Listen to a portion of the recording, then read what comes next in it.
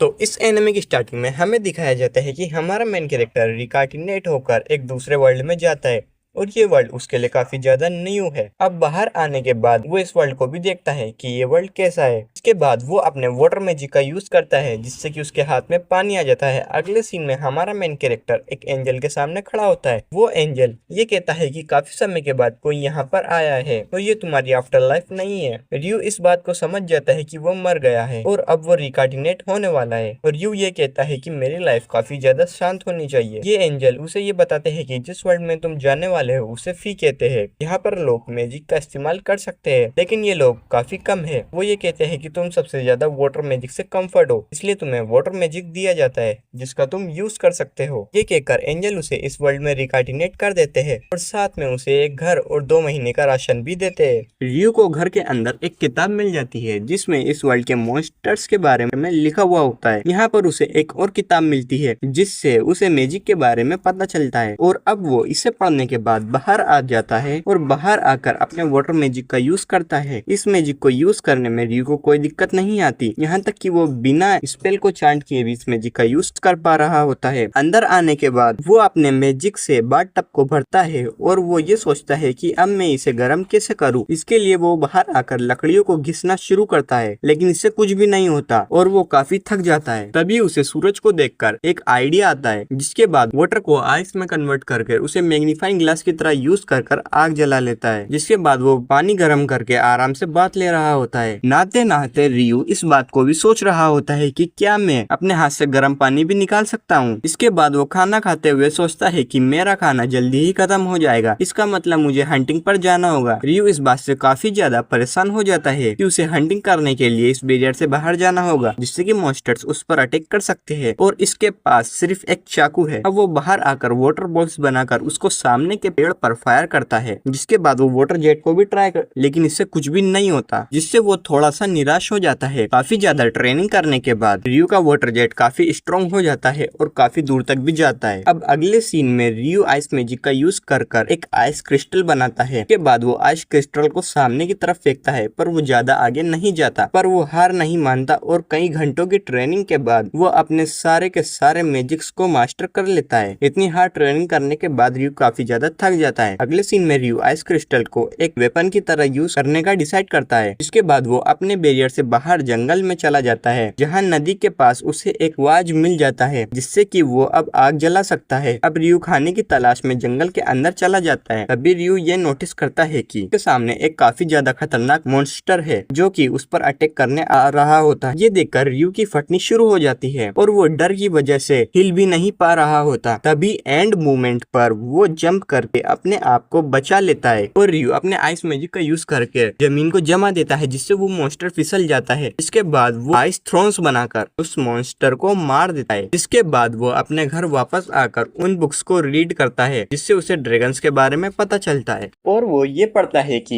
ये ड्रैगन्स काफी ज्यादा खतरनाक होते हैं और ये जहाँ भी दिख जाए तो इनसे जितना दूर हो सके उतना दूर भाग जाओ अपनी जान बचाने के लिए। और जब रियो पेज को टर्न करता है तो यहाँ पर एक और एंजल के बारे में लिखा हुआ होता है और इसका नाम है अगुमा और ये एक फॉलिंग एंजल है। इस किताब में इस एंजल के बारे में ज्यादा कुछ नहीं लिखा होता, बस एक चीज साफ लिखी होती है कि जिस भी दिन ये एंजल तुम्हारे सामने आ गया वो दिन तुम्हारी जिंदगी का आखिरी दिन होगा। अब अगले सीन में रियो जंगल में आ जाता है लेकिन तभी अचानक एक काफी बड़ा होग उस पर अटैक कर देता है और रियो आइस शील्ड बनाकर इधर उधर भाग रहा होता है। ये होग रियो को मारने के लिए एयर स्लेश का यूज कर रहा होता है। अब रियो ये समझ जाता है कि उसके पास भागने का कोई भी चारा नहीं है तो वो भी लड़ने के लिए तैयार हो जाता है और इसके ऊपर आइस के अटैक करता है। पर ये रियो के अटैक्स को डॉन्च करते हुए रियो के काफी ज्यादा पास आ जाता है। तभी रियो आइस शील्ड बनाकर उससे बच जाता है और होक को भी काफी ज्यादा चोट पहुंचती है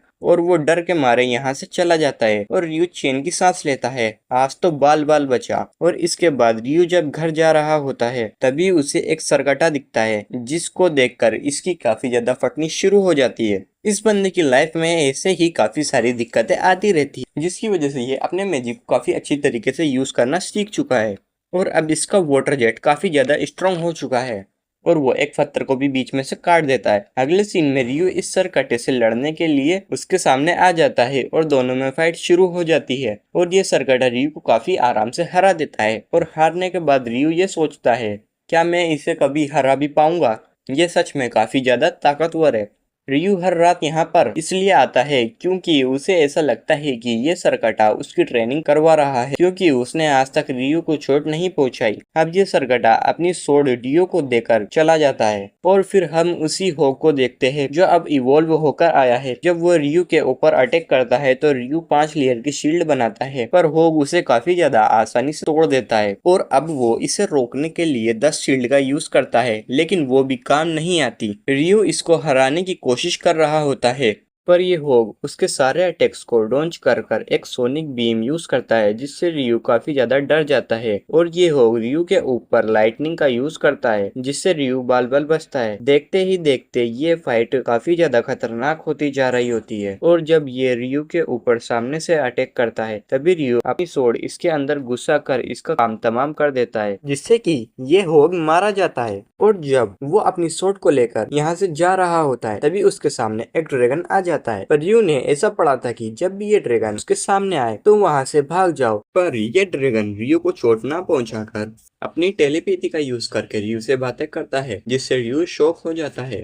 मैंने काफी टाइम से टेलीपैथी का यूज नहीं किया और मुझे कुछ तुमसे पूछना है। क्या तुम ऐसे होक से मिले थे जो अभी अभी इवॉल्व हुआ हो? रियू उसे डरते हुए जवाब देता है, अरे हाँ, मुझे मिला तो था पर मैंने उसे मार दिया, मुझे माफ करना। क्या तुमने उसे जान से मार दिया? तुम तो काफी बहादुर हो और तुम्हारे पास ये अजीब सा वेपन क्या है? जब रियू उसे अपनी सोड दिखाता है तो ड्रैगन कहता है, ये तो किंग की सोड है। अगर ये सोड उसने तुम्हें दी है तो इसका मतलब साफ है तो तुम्हारे ऊपर काफी ज्यादा भरोसा करता है। और फिर ये दोनों बातें करने लग जाते हैं और देखते ही देखते शाम भी हो जाती है और इन दोनों को इस बात का पता भी नहीं चलता। रियू ड्रैगन से पूछता है कि तुम्हारा नाम क्या है? वैसे मेरा नाम है लेविन। और ये बोलने के बाद ड्रैगन यहाँ से चला जाता है और फिर रियू भी यहाँ पर से चला जाता है। इस तरफ एंजल रियू के स्टेट्स को चेक कर रहे होते हैं और वो ये देखकर काफी ज्यादा शॉक्ड हो जाते हैं। मैंने ये बात तो नोटिस की ही नहीं, इस बच्चे के पास तो एक रियल ट्रेट है, पर ऐसा कैसे हो सकता है? ये सिर्फ एक ही बार हुआ है, वो भी 10,000 साल पहले, जब मैंने एक लड़के को दूसरे वर्ल्ड में रिकार्डिनेट किया था। यहाँ पर एंजल जिस ट्रेट की बात कर रहे होते हैं, इसका मतलब है वो इंसान कभी भी बूढ़ा नहीं हो सकता। और दोस्तों, आज की वीडियो यहीं पर ही खत्म होती है, पर हम जल्दी ही लौटेंगे एक और नई दुनिया के साथ। तब तक अपना ख्याल रखो और एनीमे की दुनिया के सफर के मजे लो।